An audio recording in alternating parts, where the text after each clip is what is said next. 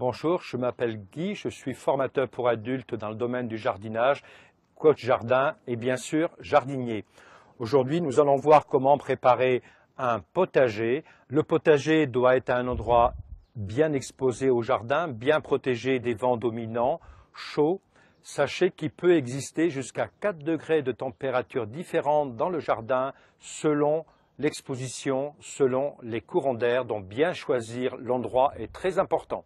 Donc nous avons divisé notre jardin en plusieurs parties. Nous allons préparer une partie pour planter des salades et des tomates. Et d'abord, nous allons donc préparer le sol en enfonçant la grelinette dans le sol. Très pratique parce qu'on n'est pas obligé de plier le dos. On garde le dos droit, ce qui fait qu'on n'a pas mal au dos. On l'enfonce dans la terre, on baisse les deux bras et on secoue la terre pour casser la terre. Et puis ensuite, il suffit de taper sur les mottes de terre pour les casser. La terre est retournée grâce à la grelinette. Il faut maintenant l'enrichir. Et pour l'enrichir, on apporte 3 à 4 kg au mètre carré d'un mélange de fumier et d'algues, du compost qu'on mélange avec la terre à hauteur de 3 à 4 kg au mètre carré.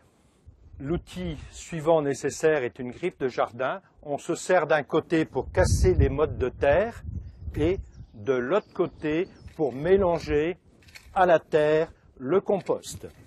Et pour enlever les dernières racines qui sont restées dans le sol, les mottes de terre, les cailloux, mais ça sert pour bien affiner le sol avant de planter ou de semer. Le râteau ne sert en fait juste pour affiner vraiment légèrement.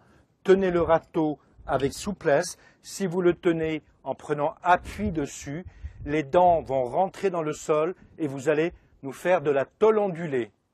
C'est pour ça qu'on tient le râteau sans soit tout droit en caressant le sol pour juste vraiment finir d'affiner le sol ou alors en le tenant pour qu'il ne rentre pas dans le sol mais juste vraiment pour affiner.